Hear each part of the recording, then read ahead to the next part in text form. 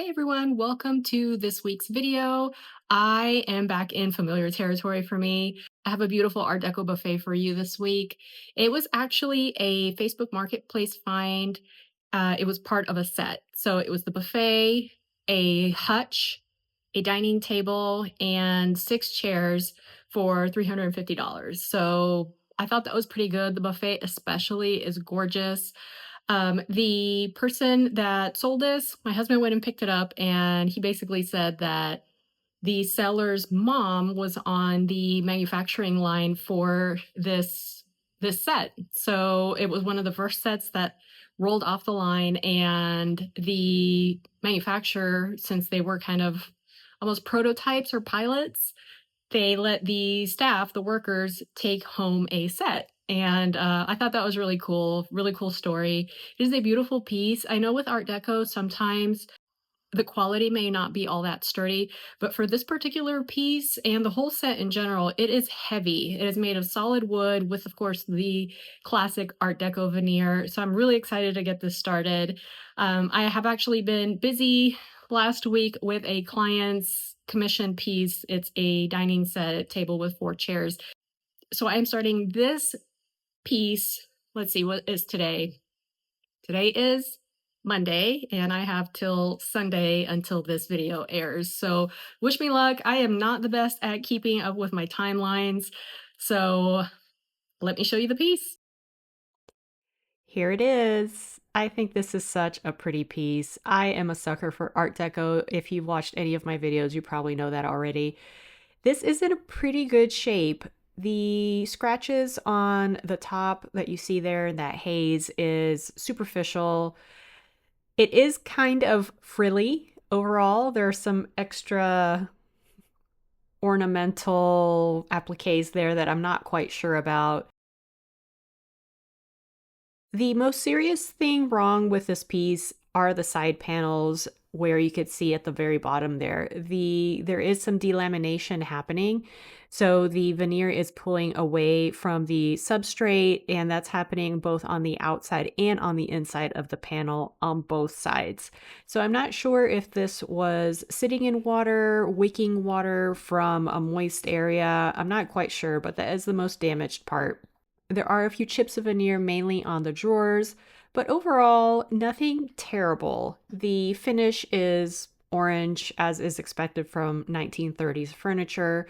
So let's get to work and see where this takes us. First thing I wanted to do was take off the backsplash. It was not the prettiest backsplash I had ever seen, so I wasn't sure if I was going to reuse it or not. I just put it off to the side for the moment. Next, I proceeded with taking off the handles. The handles on this piece are really pretty. They turned out to be brass plated, not actual brass, but Art Deco handles are expensive to replace. These were in good solid condition, so I was going to be reusing them. The drawers on this buffet were pretty sturdy. They have both front and back dovetails, so that's a nice little detail. They are solid wood. They are slightly dirty, but nothing that can't be cleaned up with a good sand and some conditioner.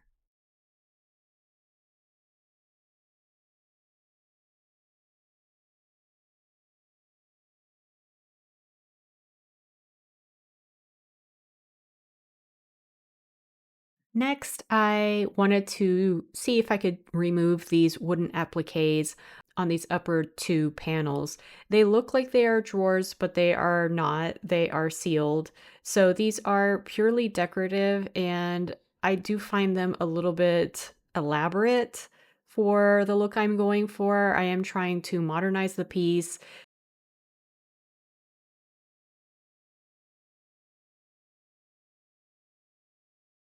With the appliques off, you can see how much difference there is with the finished versus unfinished veneer, and I expect that the veneer underneath the appliques is also going to stain darker because it hasn't been exposed to light over the years. These were wood, but the design on the front that looks like it's a burl wood is just painted. There are several areas on this buffet that are painted to look like other types of wood, or that middle band there is just a decorative painted on design. So it's really hard to keep these things intact, especially during the stripping process. So I knew I was probably going to end up painting over the faux wood decoration. Next, I wanted to strip the top. The existing finish was rather thick, so I thought it best to use some paint stripper and remove the majority of the finish and go through after that with some lacquer thinner and get the remaining finish off. I wanted to get as close to raw wood before sanding because obviously this was veneer and it didn't seem like it was very thick veneer either. So the closest I could get to raw before I even start to sand would help me prevent any sort of burn through. Unfortunately, the only paint stripper I had on hand was the clean strip variety, which is not environmentally friendly or human friendly. So I am wearing my respirator here and I have my garage door open, a fan going, and I'm using just a chip brush to apply it. As soon as I am smearing it on, it's already starting to work. So it works really, really quick. I just went ahead and applied it all the way across the top. By the time I got to the end of the top, it was already time to scrape where I had started.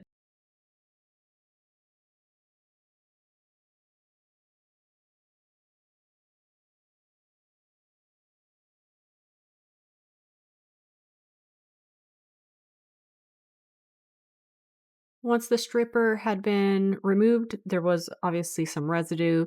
So I used some lacquer thinner that I decanted into an old container and a chip brush. Lacquer thinner wears through gloves very, very quickly. So the less you can handle this stuff, the better. If it gets on your skin, it'll really dry out your skin in a very odd way. So in the past, what I have done is use steel wool and I just dunk the steel wool in the lacquer thinner and just kind of scrape as much of the residue as I can off. This time around, I'm kind of changing up my method a little bit to handle the lacquer thinner as little as possible because honestly, I am tired of buying gloves. So I am just dunking the chip brush in and kind of just brushing it on vigorously. It starts to work almost immediately. And as soon as I have a little area that seems loose enough, I just go through with the steel wool and get the remainder off.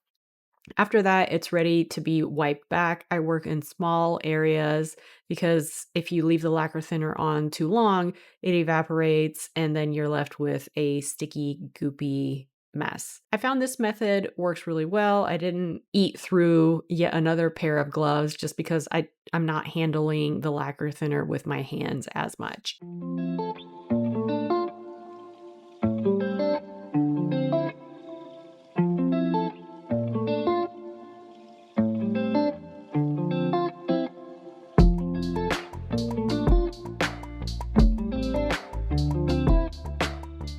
After the top was fully stripped, I proceeded with the drawers. The veneer that I was already seeing on this piece was absolutely stunning. So the more I peel back the existing finish, you could really start to get a feel for the underlying grain pattern, and it was stunning. The lower two drawers had this really beautiful wooden inlay that was not a decorative painted on inlay, just a really beautiful detail on the drawers.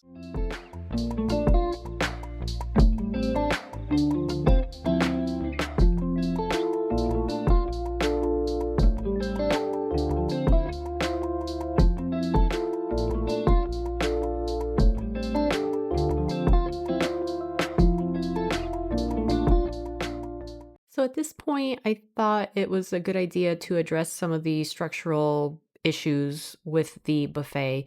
So you can see that at the very base there's that delamination I was talking about earlier. You can see that the veneer has lifted off quite a bit. Everything is very brittle.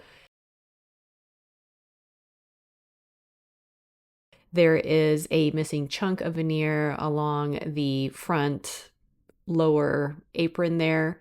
And then the scenario is the same on the other side panel. And here is a closer look at the painted portions of the piece that are meant to replicate faux wood inlays or faux veneer. So to fix that delamination, I just took a glue syringe with Tite Bond 2, injected as much of it as I could in there, squeezed it together, and make sure I applied the glue on either side of the substrate, and secured it with tape, clamped it, left it alone overnight so it would really have a chance to fully cure. And this worked really well.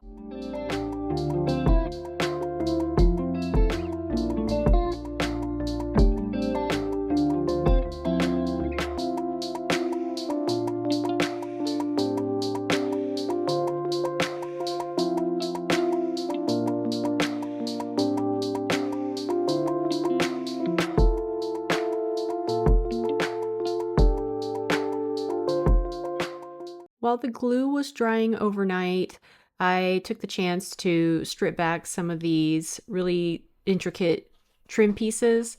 I used the same method, brushed on the lacquer thinner, tried to loosen up the finish as much as possible, and then I went in with a soft brass wire brush to get as much of the finish off as I possibly could, and hopefully save my hands from sanding into all of those little grooves. I kept this at real time so you can get a sense for how quickly the lacquer thinner starts to soften the finish here. That lighter portion is the actual color of the wood with no finish on it. And the whole process actually didn't take as long as I thought it would.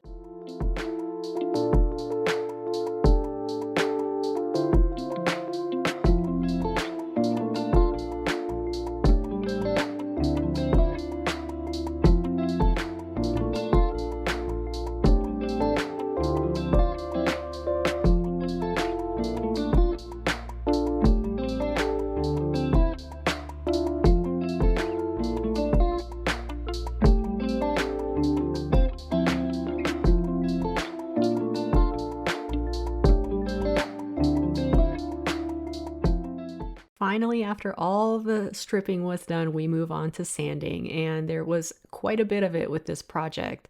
For all of my Art Deco pieces, I do prefer to hand sand the entire project. I know most of you are going to think I'm crazy, but it has worked well for me in the past, and I guess I've developed a tolerance to it because I actually find it pretty meditative.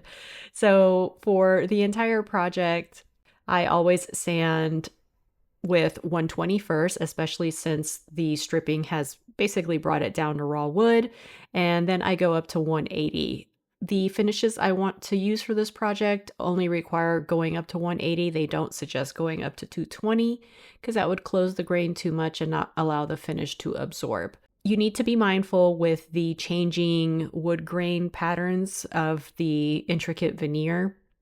Always sand with the grain. Try not to cross over to any sort of opposing wood grain because those scratches will show.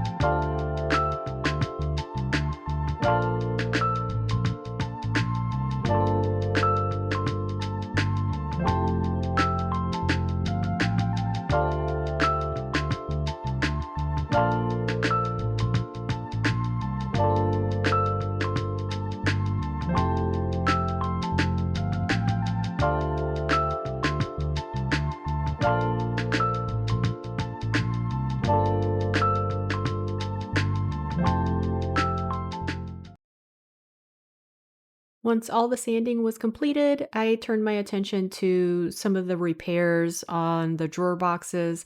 Like I had mentioned earlier, some of the wood had split, some of the dovetails were loose.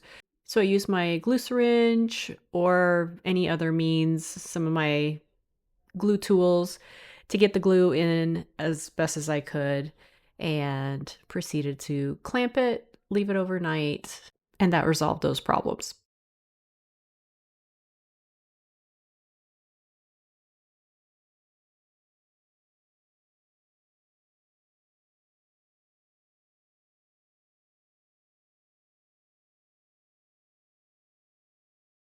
So at this point, the drawers were ready to be finished. I am going to be using Odie's oil. It's the universal oil. And I've had this jar for a very, very long time, probably since I first started doing any furniture work, which was about a year and a half ago. I do love Odie's. It smells good. It is safe to get on your skin. It is a little tedious to get it on the furniture, and it is even more tedious to buff it off, but it is well worth the work and the elbow grease that goes into it.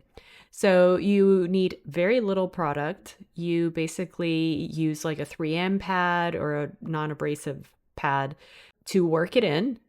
You leave it for about, I think I left this on for about an hour, and you basically come back with a lint-free cloth or a paper towel and buff it off. It is a sticky substance. So when you're buffing it off, it does take quite a bit of work. You feel like you're never really going to get it off, but you can see the luster that it imparts in the wood. Now, I also do use Osmo's Polyex oil, and I really, really like it. But what I did notice when I had done the Art Deco radio console restoration, I used Osmo on that. I have the radio in my living room, and I noticed that after a few months, the wood does start to look a little dry or thirsty. And I know you're supposed to reapply it, but it really only has been about 3 months. Odie's will keep the wood looking bright and smooth and nourished for a lot longer. I am not sponsored by either of those companies. These are just observations that I have noticed on my own pieces.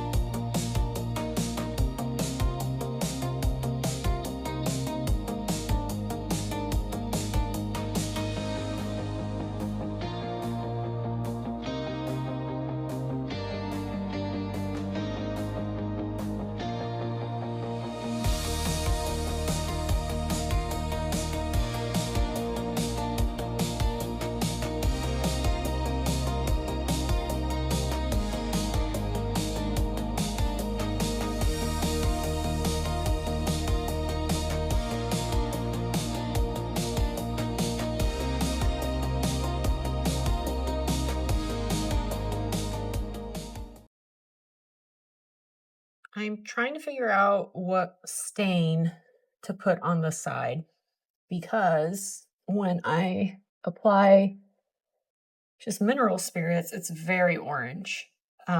So to the left, I tried Early American. The second one is English Chestnut.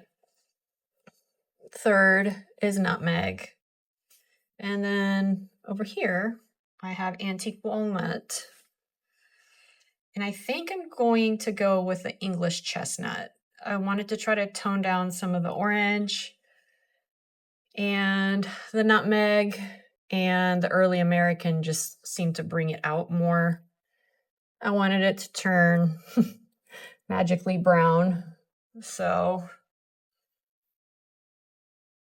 I think that's what I'm doing. English Chestnut. So that's a penetrating oil-based wood stain. Very easy to apply. You wipe it on and essentially allow it to soak in for about a minute and wipe off any excess. I think for the trim, I've decided to go with Varathane's Dark Walnut. So the trim will be darker, and then the side panels will be a little bit toned more brown, so they're not quite so orange. The difference between a gel stain and a penetrating stain is that the gel stain actually stays more on the surface of the wood. It does not penetrate nearly as deeply as a penetrating stain. Gel stains also tend to be thicker, more of a gel-like consistency, whereas penetrating stains are definitely more of a liquid oil application. With either of these, you definitely don't want to let them dry before you wipe them back, especially with the gel stain. It does get sticky. In my environment, gel stain dries very quickly, and you're going to notice that when you wipe back gel stain, the color that's left behind is much lighter than the gel stain itself. Whereas with the penetrating stain, the color ends up looking like what it initially applied as.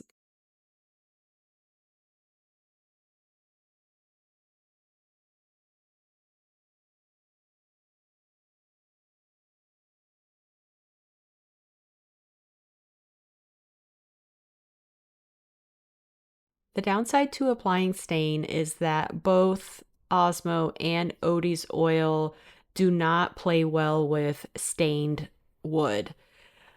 The reason being is even if you let the gel stain dry for the suggested 3 days, even if you let the penetrating stain fully dry, as soon as you go to wipe back a hard wax oil, it's going to pull back some of the stain.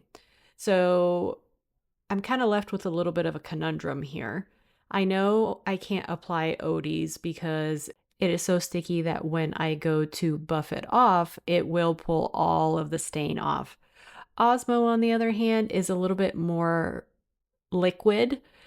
So I feel like if I'm gentle with applying it and with wiping it back, I should get a better outcome and it won't pull off all of the stain.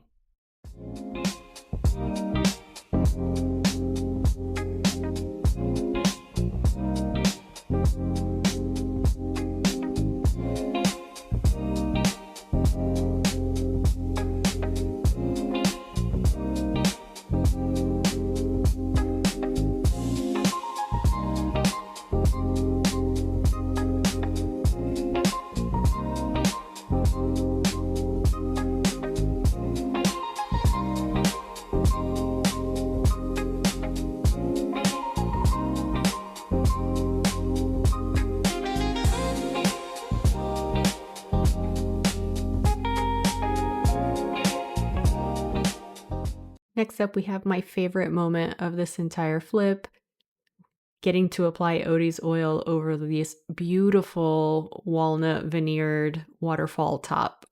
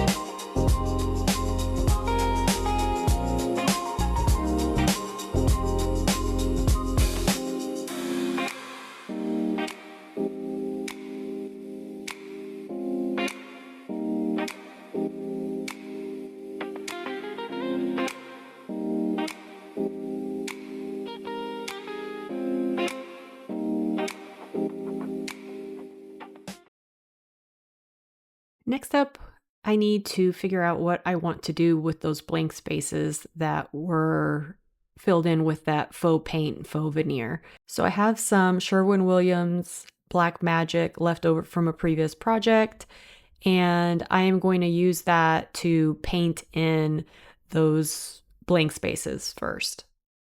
After that paint has dried, I knew I wanted to do some sort of gold line design. It has become my go-to for modernizing Art Deco and giving it more of a custom feel. So I am trying to figure out what sort of design I want. Obviously, these are long, skinny pieces, so I have to take that into consideration when I'm coming up with a design. For the gold paint, I use Liquid Leaf. I will link all the products that I use in the description box below. Just know that if you follow the link and decide to use it to purchase, I do earn a small commission at no cost to you.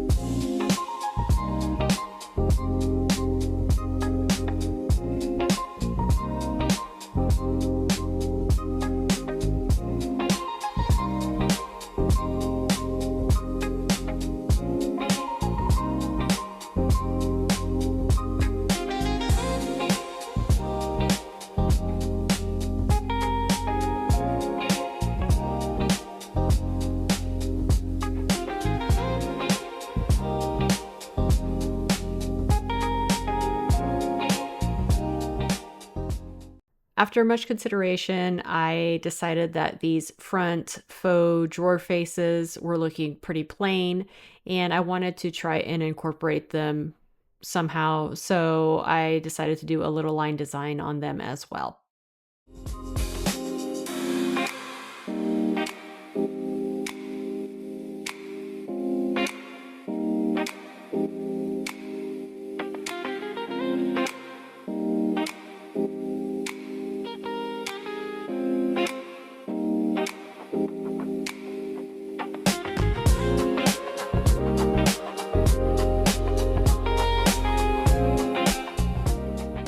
Up until this point, I had left the shoes untouched. I wasn't quite sure if I wanted to stain them or paint them black to somehow tie them in. I decided to keep it simple and stain them with the dark walnut gel stain that I had used on all the other trim.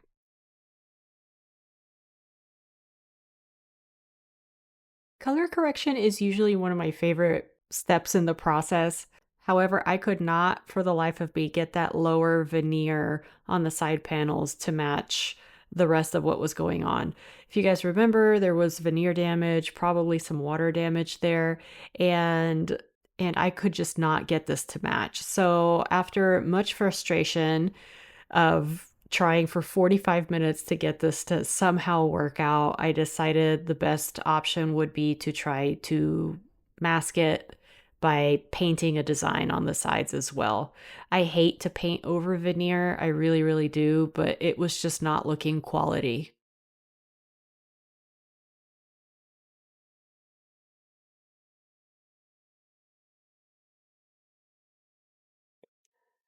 I always feel like I'm nearing the end when I get to the poles. So these had been soaking in vinegar and water for about 3 days, and they had developed this yucky foam up top. So it was finally time to deal with them. I used Barkeeper's Friend and steel wool to get them as clean as possible. However, they ended up being brass plated and they did not look good. So in the end, I decided I was going to spray paint them so they would all look the same.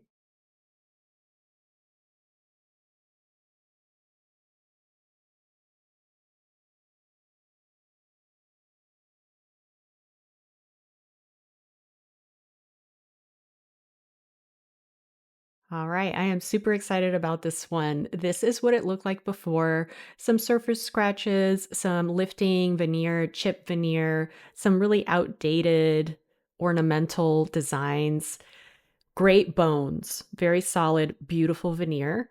And this is what it looks like now. I really feel like this came out stunning. It has so much more warmth and richness. The veneer is popping. It's got more style. The gold designs really add to it. I don't think they take away. And it would be a wonderful addition into a modern home as a showpiece. Thank you so much for sticking it out with me. I know this was a little bit of a longer video. Let me know what you guys think in the comments below, if you would have done anything differently. Thank you again for being here. I read each and every one of your comments. I appreciate you so much. Till next time.